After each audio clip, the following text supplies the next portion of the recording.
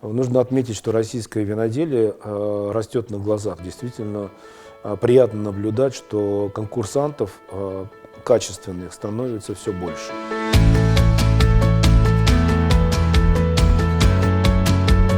Мы конкурс разделили на две части, и в начале первой части конкурса более 30 экспертов в Москве перепробовало это вино, сделав предварительный отсев.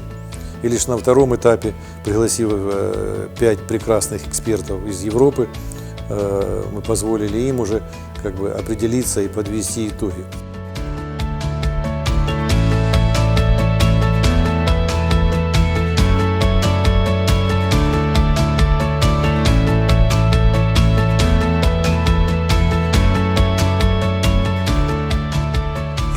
This year, the contest was very, very interesting. Every year has been interesting. This is my 4th time judging.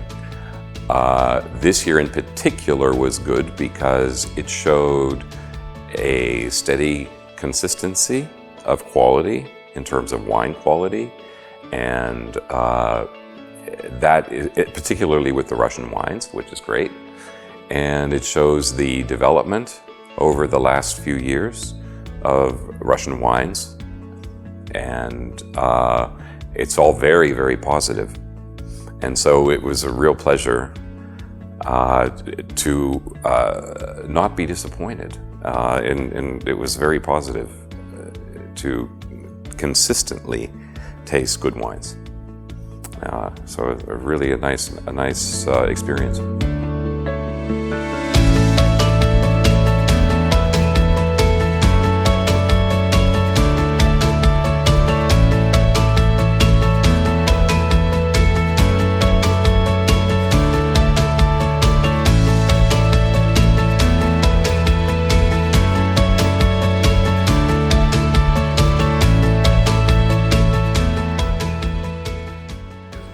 Well, I was expecting change, I was expecting progress, but I was still surprised how big a difference it was.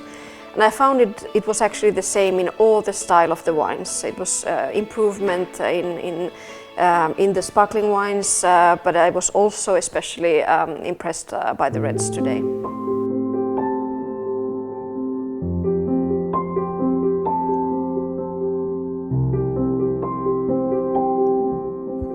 I found, again, more balance in terms of structure, in terms of flavor and aroma and acidity, all the things that are important that should go into a good wine were very present in the wines in general.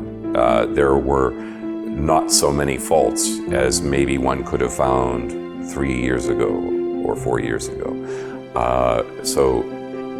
A big improvement, and the beauty is that these wines could be enjoyed by wine lovers or wine drinkers anywhere in the world, in my opinion.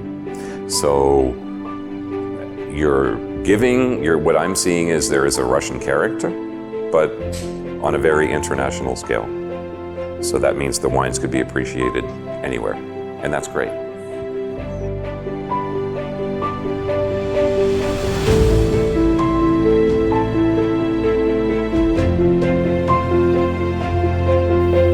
I think this contest is very important. Russia is finding its way in the international world, and if it's going to grow grapes like Chardonnay and Cabernet and these kind of things, it has to be part of the international world. And I think in the last couple of years I've seen a considerable movement towards higher quality but also more character in the wines. And that's what's important. If you're making a serious Chardonnay or a serious sparkling wine, it's got to have some personality. And I think that the Russian wines I've seen so far have shown a lot more personality than even 2 or 3 years ago.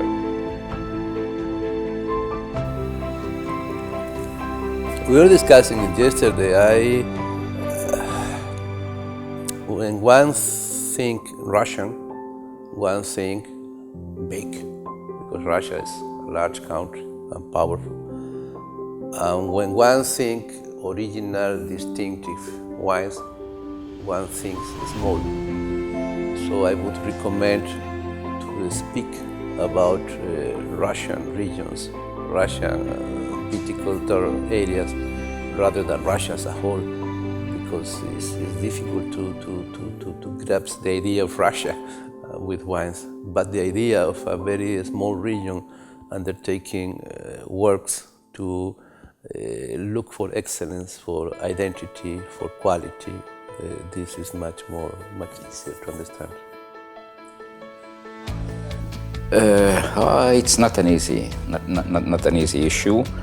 I think that a more massive participation at international competition would be needed, and I am sure that the wineries would need a support from the government. It means that to take part in a competition, it has costs, and not all wineries, or the small wineries in particular, cannot afford to pay several hundred euros for participation. But my experience is taking part annually at 2022 international competition in 4 continents. I hardly met Russian wines. So a few successes at these competitions, I mean gold medals or great gold medals, would help to direct the attention of the international public to Russian wines. And also when foreign tourists come mainly to Moscow and St. Petersburg, it must be achieved that each Russian restaurant serve, first of all, Russian wine, not Chilean, not Spanish, not French. That can be a task for the Sommelier Association of Russia.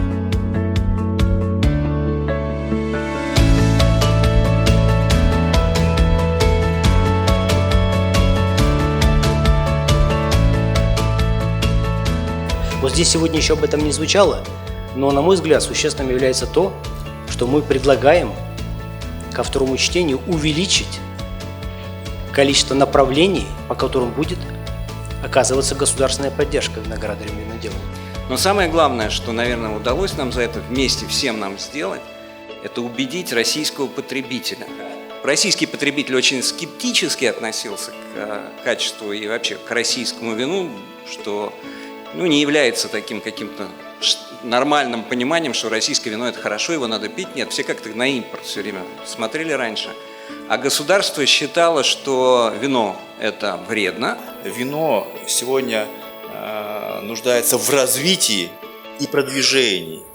Вот надо создать такие условия для формирования, в том числе и винного патриотизма, чтобы винный патриотизм появился.